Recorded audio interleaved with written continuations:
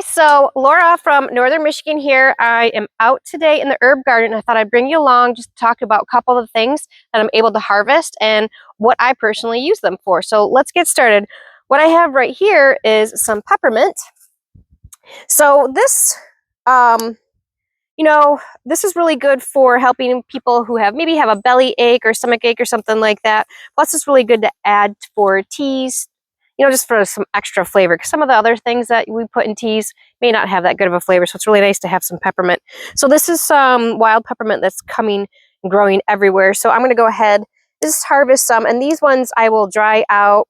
Everything will get a rinse and a pat down, dry out on a just on a towel, and then I'll use a lot of them for tinctures. But these ones I'll just save dry for tea for winter time.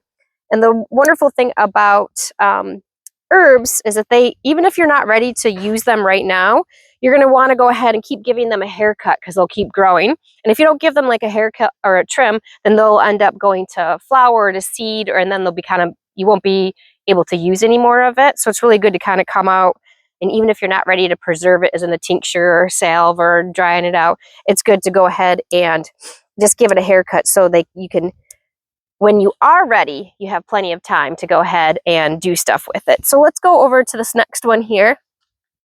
This beauty right here is comfrey, and bumblebees absolutely love these little flowers. The little butts go all up inside there, and it's really cute. But comfrey is also known as knit bone or a bone healer. So how I will use this one is in a form of a tincture that we spray, or you could also make it as a salve as well. It's great for when you pull a muscle, or like if you were to break a bone or sprain, you would use that as well. It's very powerful. You use it externally only.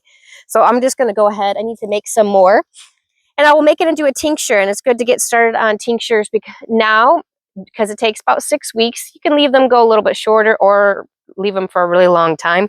So I'm just going to go ahead and harvest just the leaves of these. And again, they'll just be washed and patted dry a little bit. And then I'm going to go ahead and do the folk method, which is basically just cutting these up, putting them into a mason jar of any size, and then topping it off with alcohol. And I use organic vodka. Seems to work really good, and it's not that much more expensive than it is more expensive than that cheap bottom shelf stuff, but it's not too bad.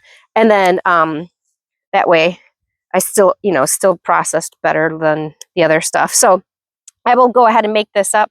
My mama needs some stuff for some of her joints and stuff like that. So I'm going to make sure I get some to her. And so I'll just use some of these now, but you could this will get really big and really quite tall, and it'll keep spreading as well. I think this is going on its 3rd year here from a friend that I was able to get it from, because we don't have it here, but they had it there. So I was thankful for that very much. So I think we got enough for that. So let's go and see what the other ones that we need to harvest today. We've got lots going on. Actually, this is catnip right here. So, your cats obviously like it and stuff like that.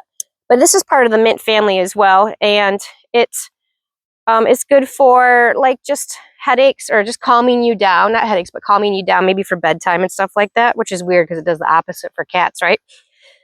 So I'm going to go ahead and harvest this before it gets a little too out of control and I lose it and then won't be able to partake in it. So just getting rid of the grass that I'm getting with it.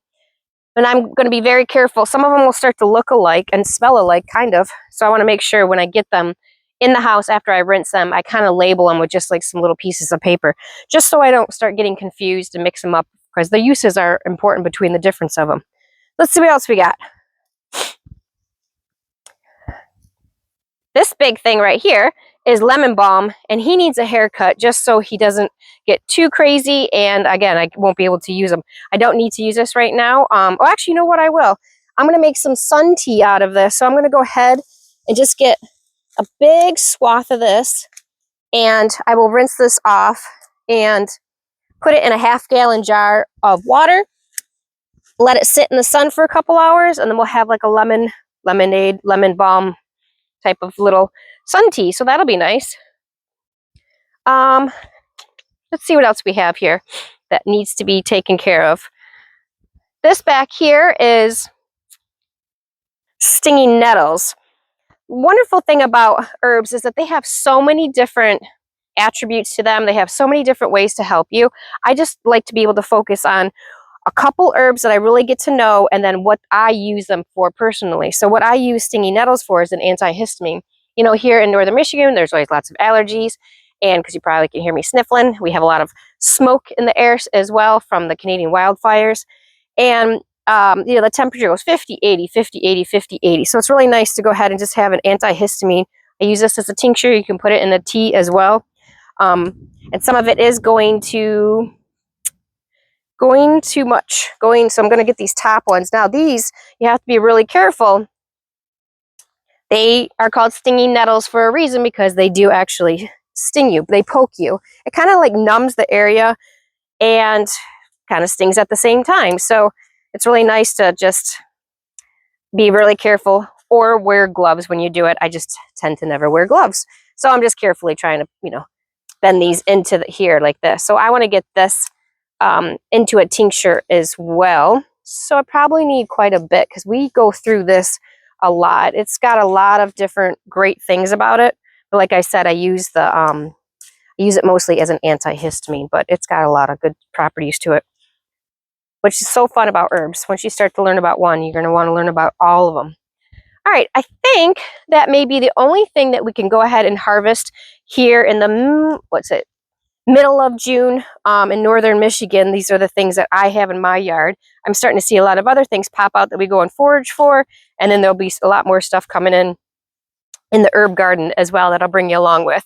And say hi to the dogs. So thanks for being here with me today. We're just going to go ahead and prepare these for the sun tea and tinctures, and just and some of a preserving later on. So thanks for being here with me, guys. Make sure to comment and let me know what herbs are your favorite, or if you'd like to know a little deep dive into one of these herbs that I have here. I'll take time out and do a whole video dedicated to one of the herbs if you guys are interested in that. So just let me know. Thanks, guys. See you later.